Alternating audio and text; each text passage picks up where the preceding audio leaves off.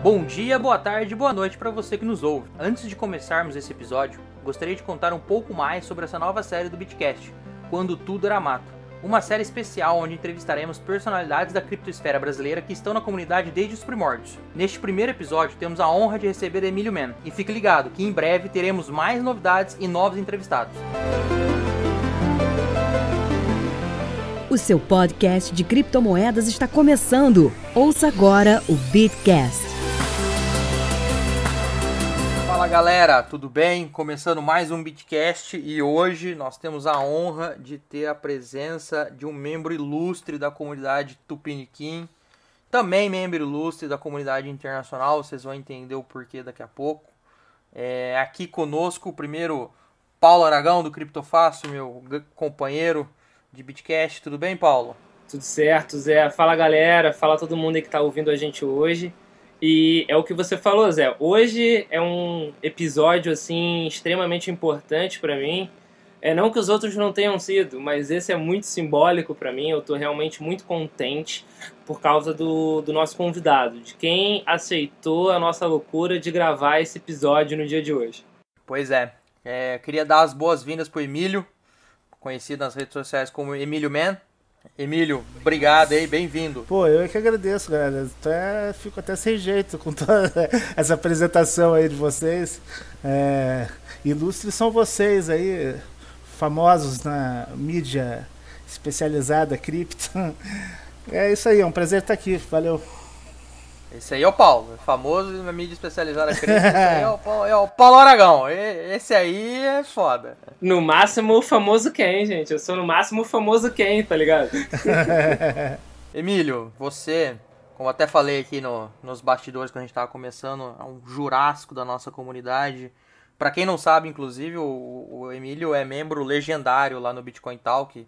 Isso é o top of mind, tipo, antigo, pica da galáxia nos status do Bitcoin Talk. Eu passei por isso, eu vou contar isso ao longo do episódio, mas você já me ajudou em alguns pontos. Eu até escrevi um perfil aqui rapidinho do Emílio, eu coloquei aqui, polêmico, mas sempre de prontidão para ajudar os novatos. E eu já fui um desses novatos em 2016, quando eu conheci o mundo cripto.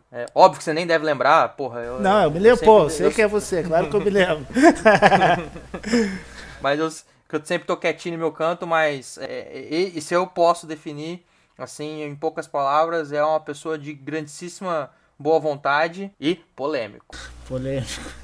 Mas, Emílio, acho que a pergunta que a gente sempre faz inicial, que a gente sempre pergunta, os nossos ouvintes sabem, cara, como é que você conheceu o Bitcoin? Cara, o Bitcoin eu conheci em 2012 através do Partido Pirata, cara, que eu tava... Não sei se vocês já ouviram falar no Partido Pirata. Da Suécia ou da Suíça? Ele tem aqui no Brasil também. Não sabia. Tem... É no sul do Brasil, né? Não, tem no Brasil todo. O pessoal até no Nordeste tá mais... É mesmo? Mais ligado nisso do que aqui no Sul. Então, eu fui um dos que contribuíram para a fundação do partido, um dos doadores das taxas para se regularizar o partido e tal. E eu estava bastante engajado nessa época. E foi foi através do Falkwind, que é o criador do partido. Ele é bastante envolvido com criptomoeda também, no meio hacker, é amigo pessoal do Assange. Já esteve no Brasil também, aqui, jantando com a gente e tal. E então, foi através do partido. O Vladimir era um grande... Vladimir Cripta do Bitcoin BR foi um grande propagandista do Bitcoin desde aqueles tempos já, e estava sempre chamando, não, vamos, veja isso e tal. E daí foi aí. Eu usava um outro perfil, usava um perfil anônimo também, mas totalmente diferente do meu nome. Não era o Chewbacca naquele momento, então, ainda? Não era o Chewbacca? Não era o Chewbacca, não. E assim foi. Daí, a princípio, daí eu passei a usar meu perfil verdadeiro, só que comecei a ter problema, tipo, a gente ameaçando, invadindo conta bancária e indo investigar minha vida e tal. Aí por isso que eu criei o Chewbacca. modifiquei um pouquinho o nome. O Chewbacca foi por problemas questão de segurança hater mesmo. Já em 2012, cara. Isso não, o Chewbacca foi em 2014, eu acho. Acho que até 2014 eu usava meu perfil verdadeiro. Foi a partir disso que eu comecei a ter problemas com segurança dentro do próprio Facebook também. E daí eu resolvi mudar. Cara, não sabia que o Partido Pirata tinha uma grande atuação aqui no Brasil. Tem. Eu acabei me desligando, acabei me desgostando um pouco dos rumos que começou a tomar. Acabou entrando naquela mesma política de sempre. Briguinha por poder e tal, que é o oposto do que o partido propunha. A proposta do partido é uma democracia líquida, perto do anarquismo, assim, que elegeria representantes, mas que na verdade esses representantes não teriam uma autonomia, eles seriam como se fossem avatares de toda a comunidade. Tipo, a comunidade votaria, tomaria as decisões e o deputado que estivesse lá votaria de acordo com a vontade do coletivo, entendeu? Ele simplesmente só seria um representante que repassaria o voto, né? Sim, exatamente, perfeito. Mais ou menos esse o princípio da democracia líquida. Só que daí, começou muito estrelismo, a galera já, assim que o partido se regularizou, ainda falta coisa, não pode ter candidato, não sei como é que tá agora, porque eu realmente abandonei, mas até pouco tempo atrás ainda não poderia se candidatar a uma eleição. Mas já estavam discutindo se o cara realmente teria autonomia ou não teria. Quer dizer, já estavam querendo modificar a coisa. Não, vai virar a mesma palhaçada de sempre, vou sair fora. E continuei afastado da política, sem título de eleitor, sem nunca ter votado na minha vida. Olha que a Receita Federal vai cancelar seu CPF. Já cancelou, cara. Já tá cancelado. Pra cancelar precisa ter, né, meu? Pois é, eu fui lá regularizar, eu nem tinha título mais, cara. Meu título já não existia mais. Daí por anos ficou assim, eu nem lembro pra que eu precisei. Eu fui lá. A gente só lembra quando a gente precisa de alguma coisa. Eu fui lá, regularizei e ficou. Mas continuo sem votar, né? Nunca votei na vida. Poder falar que eu não sou cúmplice disso. Mas e já em 2012, quando você estava em contato com o Partido Pirata e em contato com ideais libertários, anarquistas, você também foi, nessa época, você também foi mordido pela famosa mosca azul? Eu e o Paulo, pelo menos, a nossa história é mais ou menos parecida, assim, nesse sentido. Conhecemos e foi paixão à primeira vista. Eu conheci o mundo cripto e falei, mano, isso é muito da hora. Qual mosca azul? Não tô sabendo dessa história de mosca azul. Então, Emil, só pra te falar, Emil, essa primeira vez que eu escutei esse ditado foi com o Zé também. Então fica tranquilo que não é só você. Não tô tão velho assim. Isso daí é coisa do Zé. Eu até acho, na verdade, que ele inventou. Eu tento impor minhas gírias, mas é foda. Não pega direito. Eu não sou um bom comunicador. Então, foi isso aí. Achei interessante, mas, é engraçado que eu não me interessei por mineração. É uma coisa que eu só fui tentar em 2013, quando eu conheci o Gabriel Rama. Que aí ele tinha uma pool, né? Uma P2 Pool brasileira. Ele ficou me enchendo o saco. Vai minerar, vamos minerar. Deu, tá bom, como é que é? Daí ele pegou e me ensinou, eu comecei a minerar assim com o meu notebook, só para ver como é que era, para ele ficar feliz também, que poder dizer que me ensinou alguma coisa. Daí... Senti toques de ironia nessa pergunta aí, viu, Rama? Se você estiver ouvindo isso aí, Rama, senti toques de ironia. Daí eu comecei a brincar e no fim acabei gostando, cara. Daí já tratei de montar um rigzinho com GPU na época. Dali do notebook, exatamente, para um rigzinho com GPU foi um passo, né? Só que daí logo depois já chegaram as ASICs, cara. Daí o Bitcoin acabou a mineração. Por mais que no começo falem,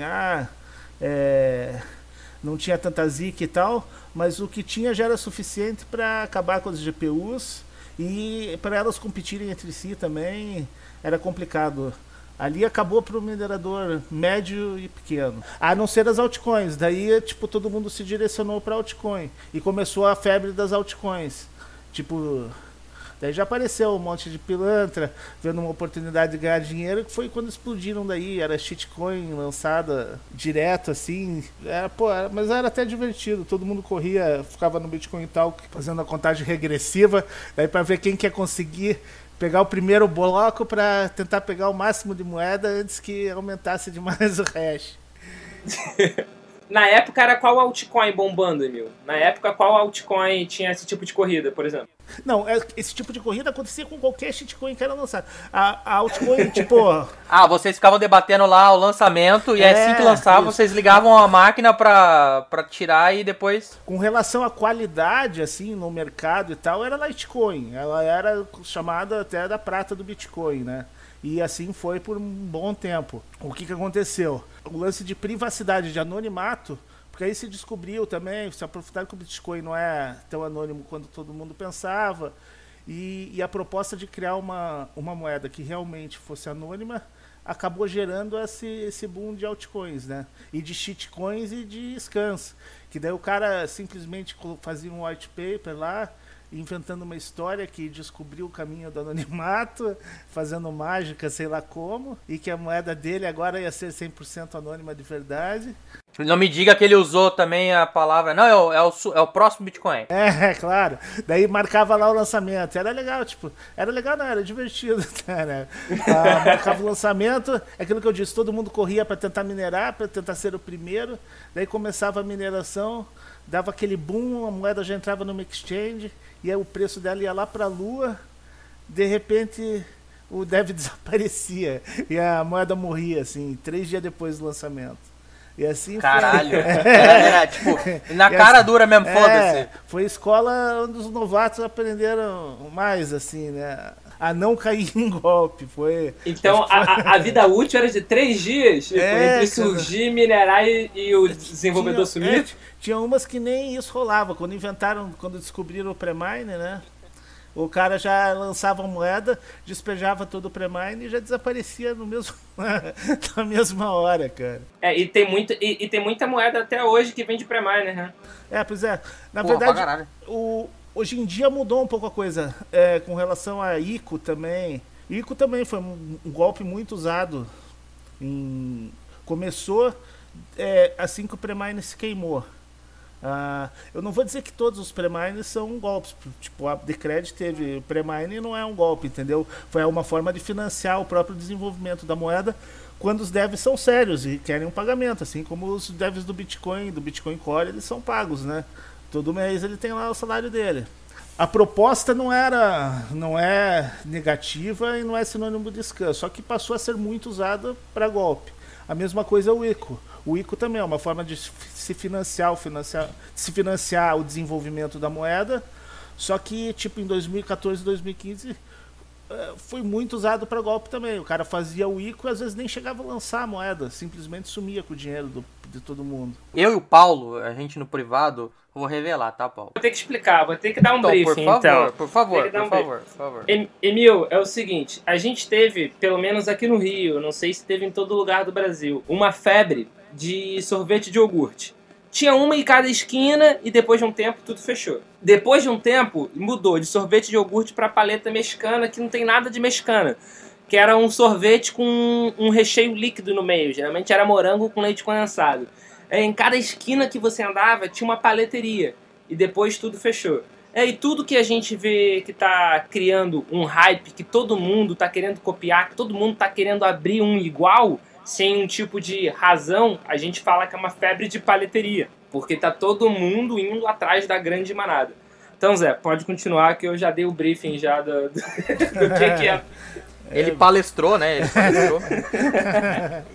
Mas assim, eu sou um novato, comparado com vocês dois, eu sou uma criança no mundo cripto, mas eu pelo menos eu vivi a febre do smart contract. Eu lembro que em 2016, começo de 2017, inclusive os advogados estavam conhecendo o mundo cripto, 2017 vai ser o ano do smart contract, que não sei o que, porra nenhuma, foi o ano do ICO. Foi bem por aí, mas o que motivou a febre dos ICOs ou ICO foi justamente Ethereum, né? O Ethereum. Eu falo tudo errado mesmo, eu não pronuncio nada certo, viu? Já vão se acostumando aí que eu falo Decred em vez de Decred, Ethereum em vez de Ethereum. Então, aqui não tem problema. Então é isso aí. Na verdade, essa febre de ICO, da manada toda, ressurgir com a proposta do ICO em 2016, foi por causa da Ethereum. O que para mim foi, a princípio era um scan também. Eu já chego lá. Tipo, do fim de 2014, nem shitcoin mais falava em ICO, porque já virou sinônimo de scan mesmo. Daí só que daí aquilo ficou em silêncio até o lançamento da Ethereum.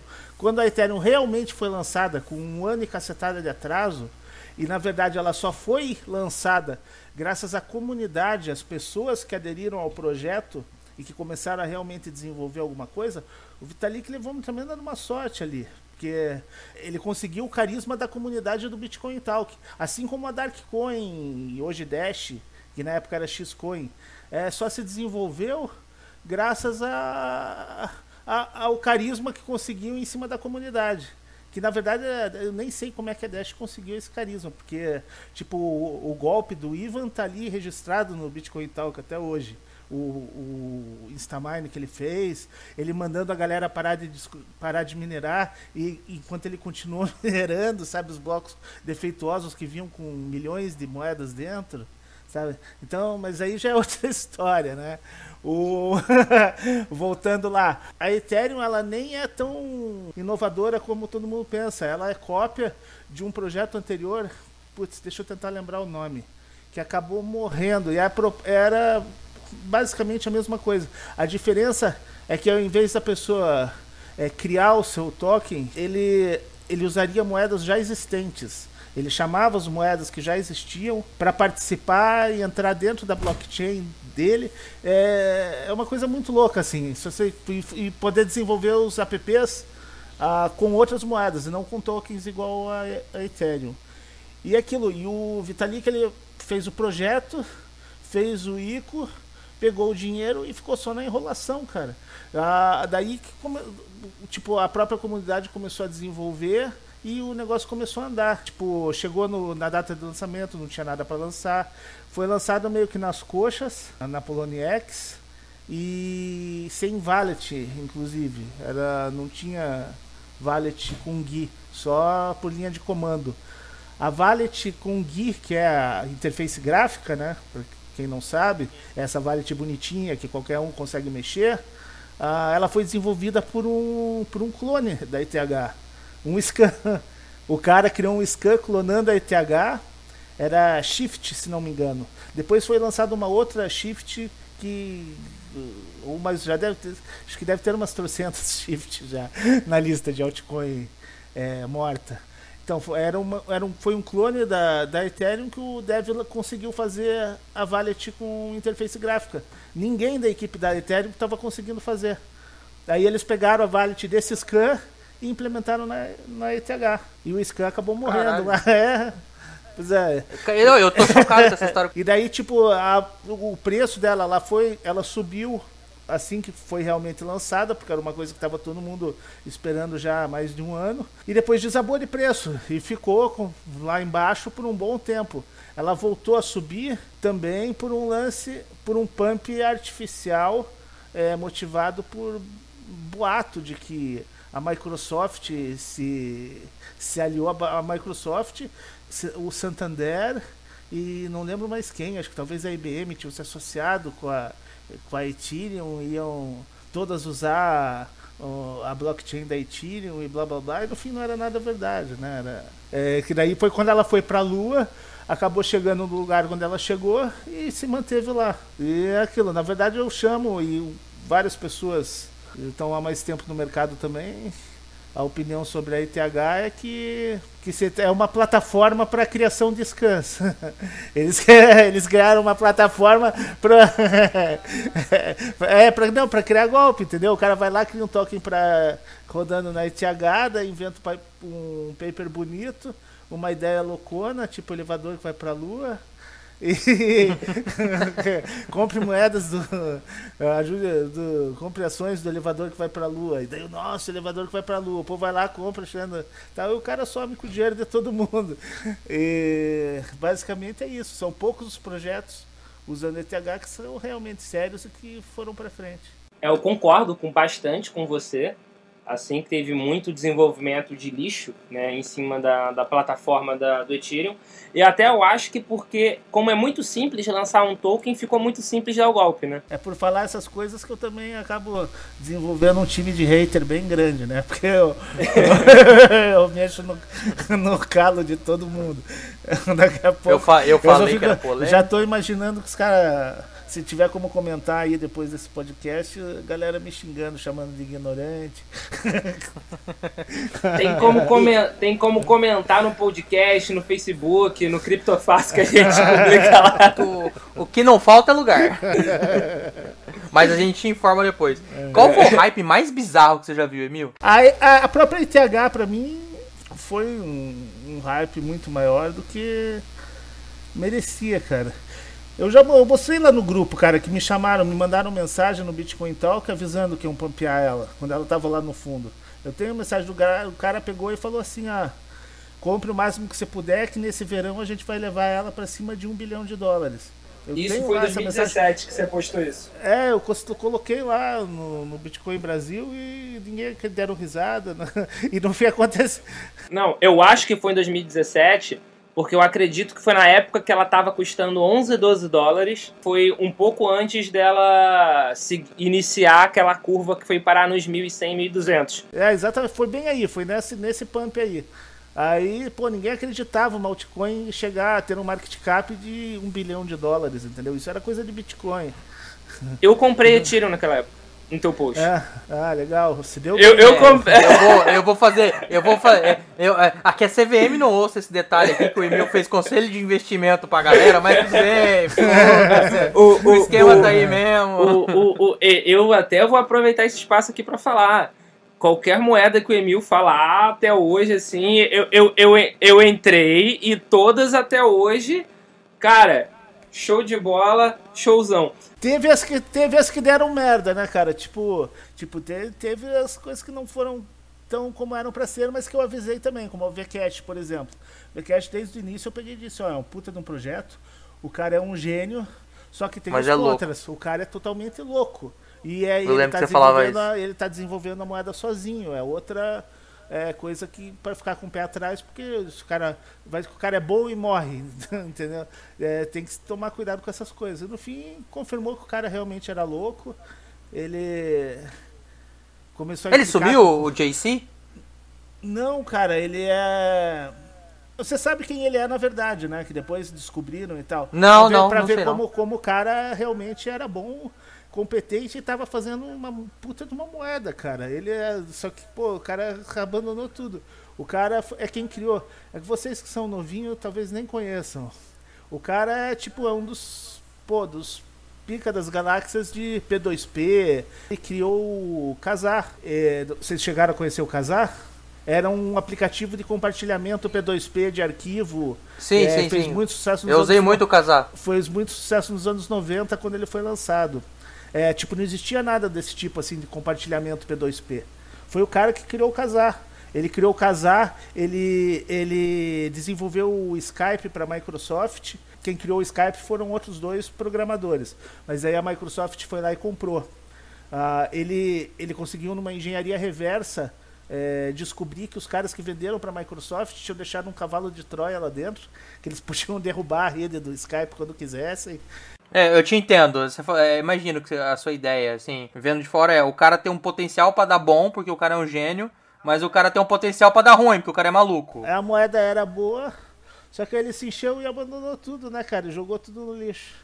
Mesmo assim, foi pouca gente que perdeu dinheiro ali, porque em dólar, eu lembro quando eu falei pra galera comprar, era merrequinha, assim, não chegava a 25 centavos a unidade. Ela chegou a valer, acho que $15, se não me engano, uma coisa assim.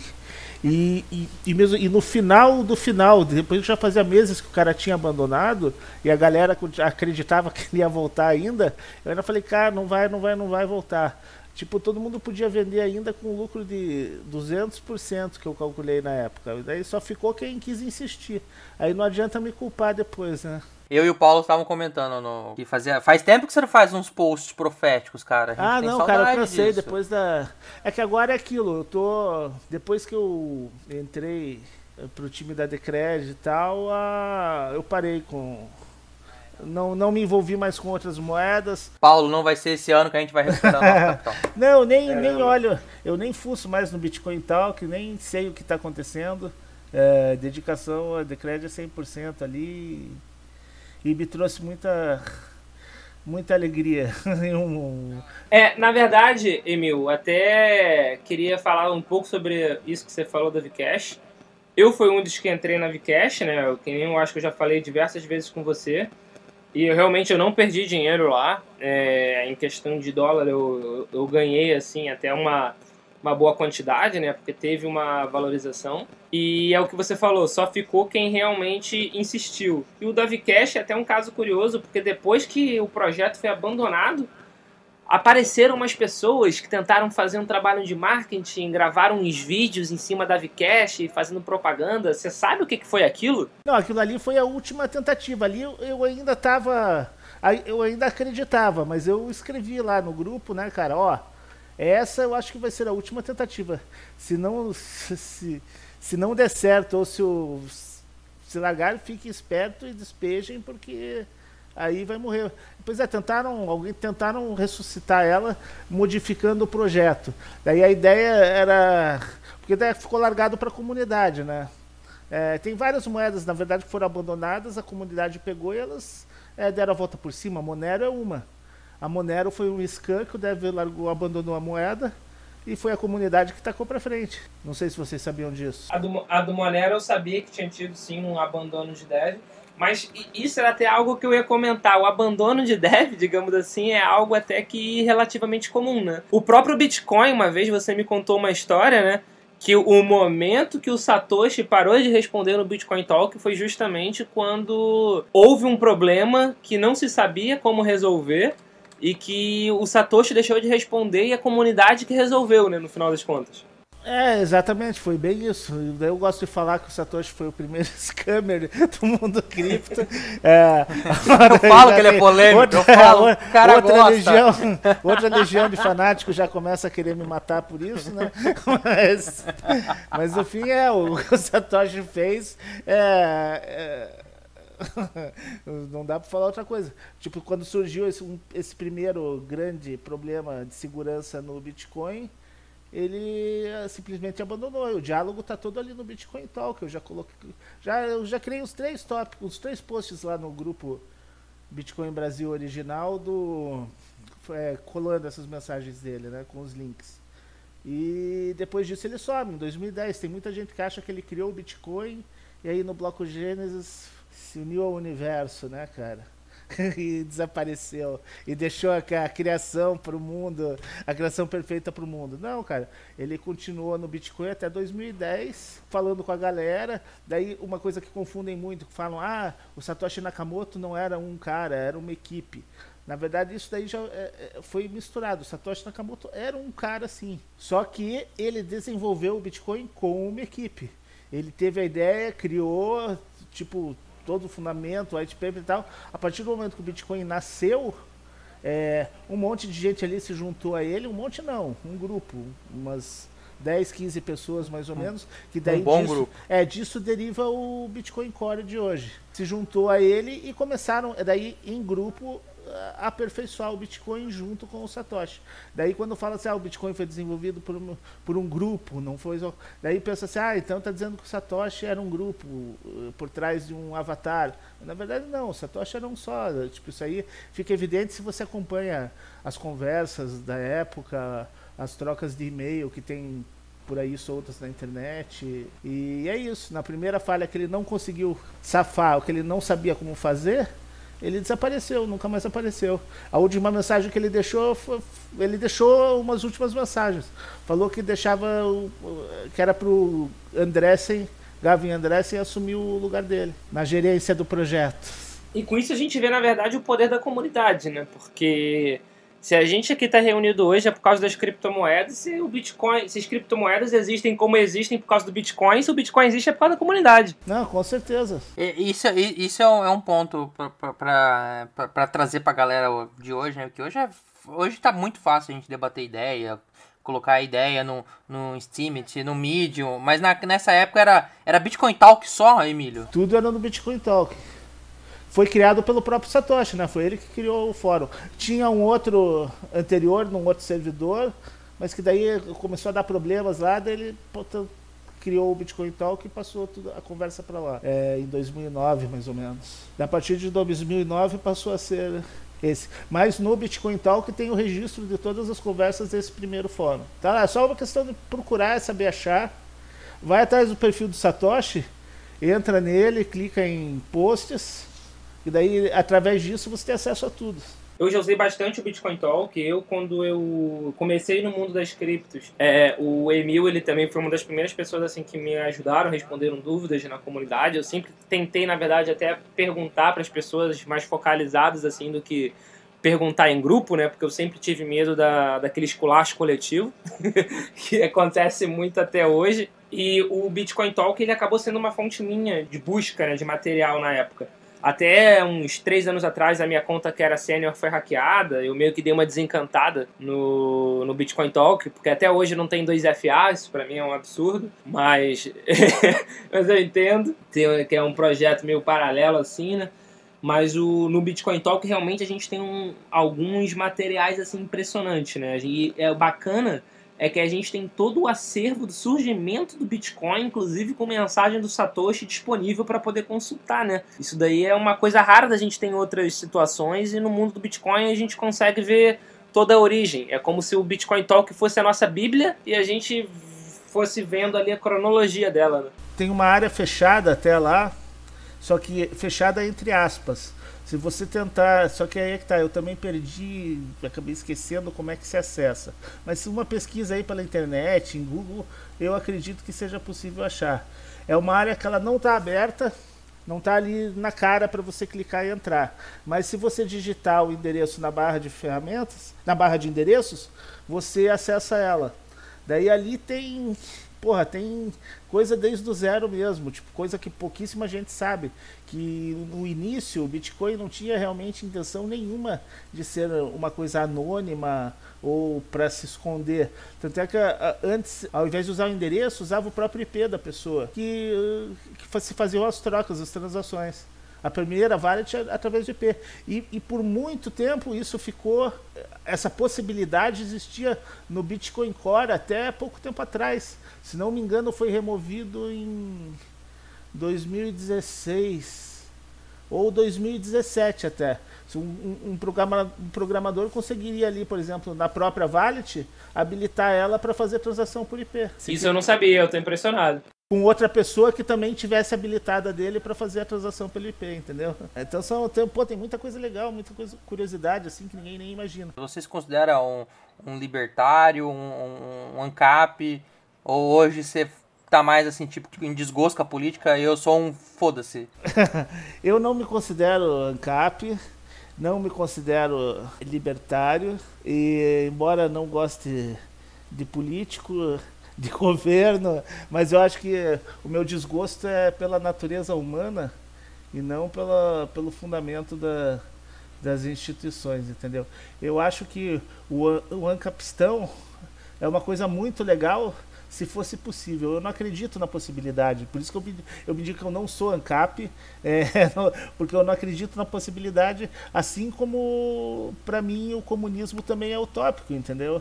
Eu acho que são coisas extremas demais que esbarram na própria natureza humana, pelo menos atualmente, que a ambição, sabe, enquanto tiver maldade na humanidade, não vai poder existir um ANCAPistão. Porque ali vai ser o mais forte massacrando o mais fraco e não vai existir ordem, vai existir um caos. Na verdade, perguntei isso porque a gente tem, assim, na comunidade, os ANCAPs principalmente, né? A galera mais ANCAP idolatra muito o Daniel Fraga, né? Existe um saudosismo, inclusive, sobre a figura dele. O Daniel Fraga e tal. Você chegou a conhecê-lo, não sei, né? Mas assim, a trocar ideia nessa época old school, né? Claro. Não, cara, ele ficou muito tempo atuante ali no grupo. Ele sumiu depois que começou a complicar mesmo essa lance judicial dele, por causa das declarações, as atitudes dele com a polícia também, né, cara, que eu acho que ele deve ter começado a sofrer ameaça, alguma coisa assim, e resolveu dar uma desaparecida. Mas até acho que 2015, assim, ele era bem atuante ali no grupo, mas aquilo, não existia conversa política ali dentro, entendeu? Ele participava como um usuário normal e só falando de cripto. Ele é menos fanático, na verdade, cara, assim, pra lidar no dia a dia, do que muita gente que você vê ali no grupo, que você não pode falar, abrir um o cara já chega com 10 martelos pra dar na tua cabeça. Porque você não é CAP, então o que você está fazendo aqui e tal. Tipo, ele é muito mais tranquilo, ou pelo menos era, do que muita gente que tá ali, muita piazada mais nova, assim, que tá ali. Tá hoje lá, chegou agora e tá com as pedras na mão. É, o rebelde. É o que a galera fala, ele era o revolucionário raiz, né? Ele era o ANCAP roots. E no entanto não era tão chato assim, né, pra você se lidar com ele no dia a dia, como muitos hoje são ali no grupo. Isso de ser chato, na verdade, eu acho que é porque é muito de qualquer coisa, né? Porque as pessoas meio que estão criando times de futebol, né? Então, eu sou ANCAP, então qualquer outra coisa fora ANCAP tá errado. Eu sou socialista, qualquer outra coisa fora socialismo tá errado. Ou eu sou da moeda X, qualquer outra moeda é lixo, a minha é boa. O Fla-Flu, né, de tudo, né? Fla-Flu não, porque, porra, eu sou Vasco, tem que usar o Vasco como exemplo, cara. É o Vasco do Flamengo, é o clássico dos milhões de tudo. Sim, é verdade, Zé, é o clássico dos milhões.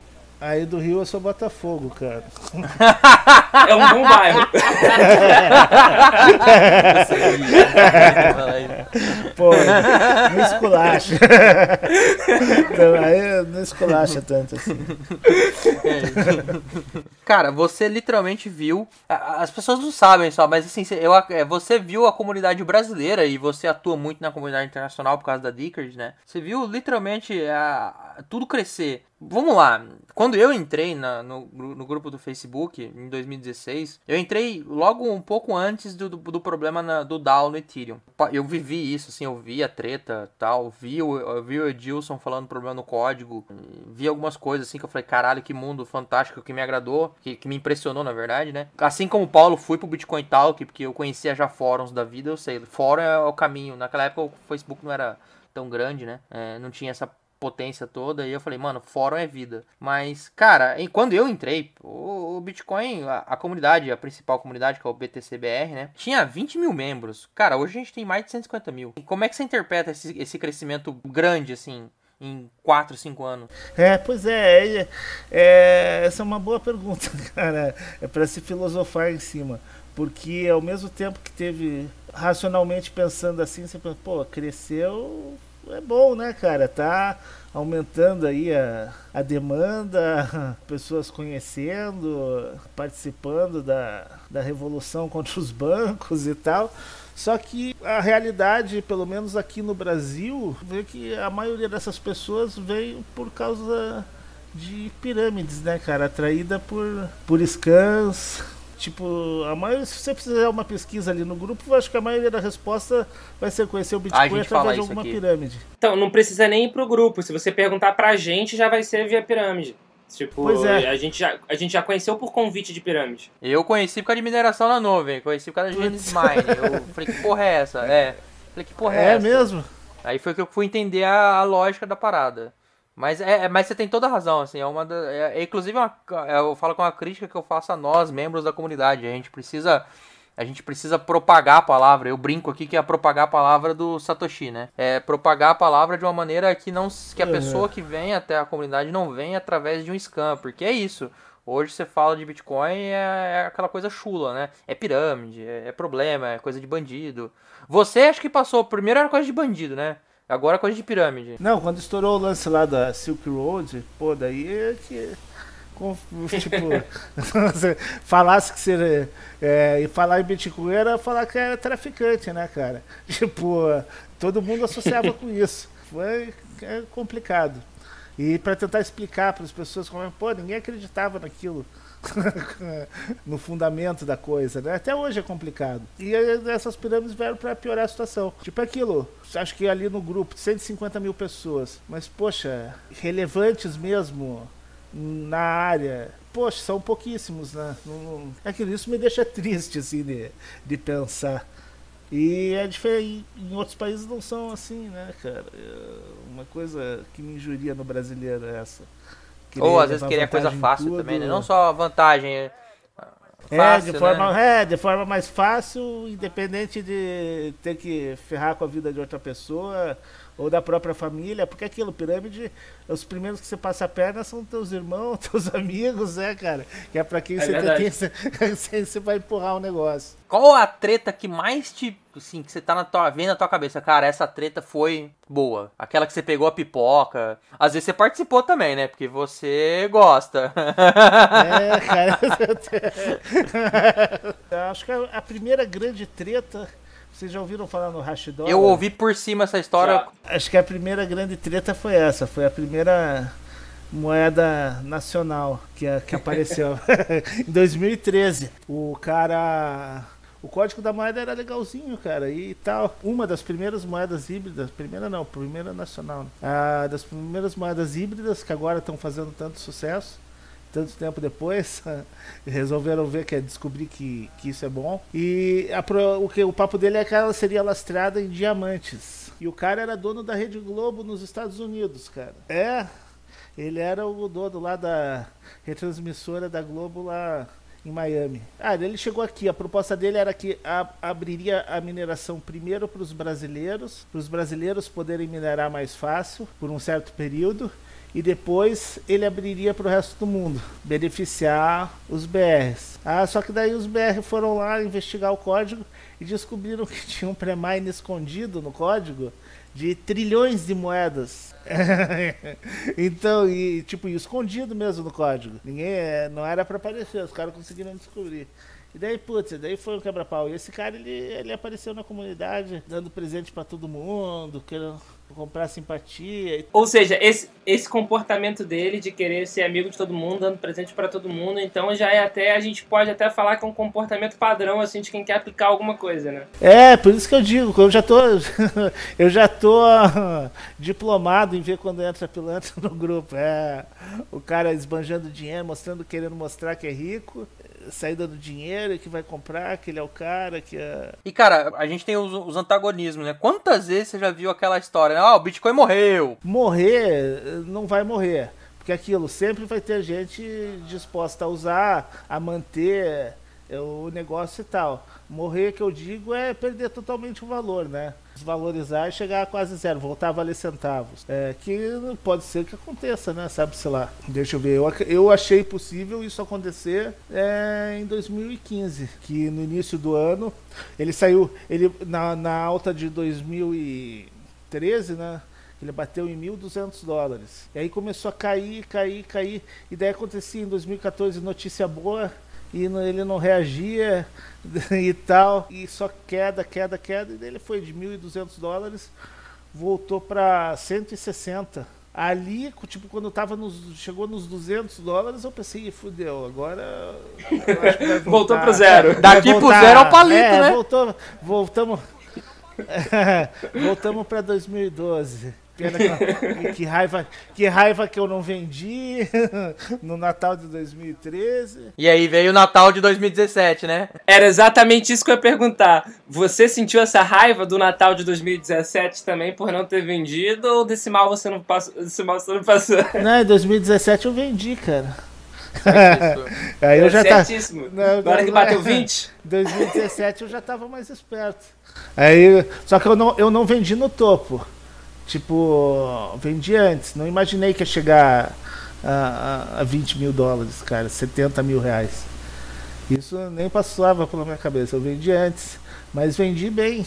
E tá muito bem, obrigado, tá muito feliz, né? E é aquilo. Não fica tranquilo, não precisa dar maior detalhes, não, fica tranquilo, mas a gente imagina que você tá muito bem, obrigado.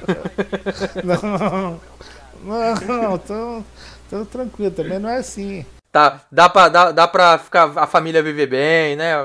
Teve uma mudança, assim, no nível. Né? Boa. Cara, porra, tá muito bom esse episódio, assim. Mas, querendo ou não, que a gente ainda vai continuar vendo uma grande entrada de pessoas novas na comunidade, pessoas novas no mundo cripto. É normal, tem muita gente ainda pra conhecer esse fantástico mundo. E eu queria te perguntar, que conselho assim, principal que você deixa pro novo usuário? Você, um jurássico, palavra que você pode deixar pro usuário que tá entrando agora no mundo cripto? A dica é de sempre, né, que muita gente já tá ligado nela. Vai com calma, o negócio tem altos e baixos. Jamais invista o que você não puder perder. Vai investindo devagar. À medida que for tendo um lucro, vai recuperando o dinheiro que você investiu e deixando lá só uma outra parcela do lucro, para, se acontecer uma merda, não pesar tanto no bolso. E as merdas acontecem mais do que as coisas boas nesse meio, cara. A gente vê muito mais gente perdendo dinheiro do que gente ganhando. Muita gente chega achando que vai ganhar dinheiro de uma hora para outra. Muita gente entra nos períodos de alta, tipo 2017, que eu falava, pô, vai com calma, pode ter uma queda. Davam risada da minha cara. Eu vi aqueles molequinhos lá mal saíram da fralda rindo de mim. Não, o Bitcoin é o futuro. O Bitcoin nunca vai cair, só vai subir, você não sabe de nada e tal. E veio aí 2018, 2019, 2020, agora começou a dar uma melhoradinha, né? Mas até melhoradinha entre aspas, porque tá perto de $10 mil já faz tempo. O que compensou pra gente foi a alta no dólar, né? Que acabou valorizando mais em real. Então é isso, conselho vai com calma, não acho que faz milagre. Eu acho que chegou num ponto que a tendência dele de não existir mais uma grande alta a probabilidade de não ter mais uma grande alta é muito maior do que de ter. Às vezes eu penso assim que ele já chegou onde tinha para chegar em termos de valor, não em termos de uso no mundo, no mercado. Mas em termos de valor eu sempre imaginei assim, desde o início eu imaginava, sempre esse valor me veio na cabeça, o preço bom para o Bitcoin dólar seria $10 mil. Há uns anos atrás isso era absurdo, o cara era louco de imaginar que ia chegar a isso, agora já estão dizendo que é pouco. Só que eu acho que não, cara, eu acho que é muito maior a probabilidade dele ficar nesse valor ou ter uma pequena valorização e daí começar a andar de lado com altos e baixos, né, claro, oscilando, do que ter uma outra corrida como teve em 2013, 2017. Vamos ver, eu tô esperando que aconteça em 2021. Tô preparado, né? Eu espero que aconteça, mas eu já tenho um pezinho ali dizendo que para segurar a onda não acreditar tanto nisso. Eu concordo com você, assim, eu não acho que a gente vá ter o mesmo rally, mas eu tô olhando e falo, se tiver, eu já sei mais ou menos como é que é, eu vou tentar me esbaldar. Tem que ver que, tipo, às vezes as pessoas entram no fim achando que vão ter a mesma sorte de quem entrou no começo, se espelhando em quem entrou no começo. E não é, cara, às vezes tem que ter a humildade de admitir que perdeu o trem ou que chegou tarde, entendeu? Eu não digo, não é totalmente tarde ainda, a princípio. Não, eu super concordo com você. A gente não é nem, eu também acho nem um pouco tarde, não chegamos nem na metade, mas aquela promessa de ganhar 1000% acabou, esquece, ó. Isso para quem tá pensando em ganhar muito dinheiro. Lógico que para quem pensa na tecnologia, no uso do Bitcoin como reserva de valor. É só o começo, eu concordo contigo. Não, a tecnologia ainda tem muito. A gente tem a Light Network, que foi implementada com hard fork de 2017, e até agora ela não tá voando. Pra mim, assim, né, na minha opinião leiga, o Bitcoin não tá vivendo a sua plenitude tecnológica, do tipo, cara, tá voando o bagulho. Não, tem muito pra batalhar ainda e vai dar certo, talvez, acredito que dê. Emil, você falou que o conselho que você dá pra quem tá chegando agora, mas eu fiquei curioso com uma coisa. Como você imagina as criptomoedas no mundo e como você imagina as criptomoedas no Brasil daqui a 5, 10 anos? Qual o cenário que você acha que a gente vai ter? Eu, sinceramente, eu acho que aí vai entrar naquele pensamento do ANCAP, de que não, os criptos vão acabar com o poder do Estado e blá blá blá. Eu acho que a tendência, cara, são os estados criarem as suas próprias criptos e transformarem o papel moeda em digital, tá? Que é o que está acontecendo na China agora, né? Eu não sei que a partir do momento disso, o que eles não podem fazer contra daí as criptos tradicionais, que vão ser consideradas moedas clandestinas, provavelmente, entre aspas. Aí é que tá, a gente é muito difícil prever. Eu penso muito em várias possibilidades. Eu não tenho uma coisa que eu acredite mais, que seja mais provável, tá? Pode ser que aconteça aí um acerto aí entre os países do mundo para criminalizar as criptos tradicionais. E daí aquilo vai acabar com elas? Não, vão continuar sendo usadas na Deep Web e em outras coisas. Ninguém consegue acabar totalmente, mas elas vão perder o valor comercial que tem hoje. A partir do momento que pouca gente vai se dispor a, por exemplo, cometer um crime em usar. Então é muita coisa, tem muita coisa que pode acontecer e pode não acontecer para eu ter uma posição firmada sobre isso. E eu concordo com você. Eu prefiro uma resposta dessa, por exemplo, do que quem chega e crava o que vai acontecer daqui a 5, 10 anos.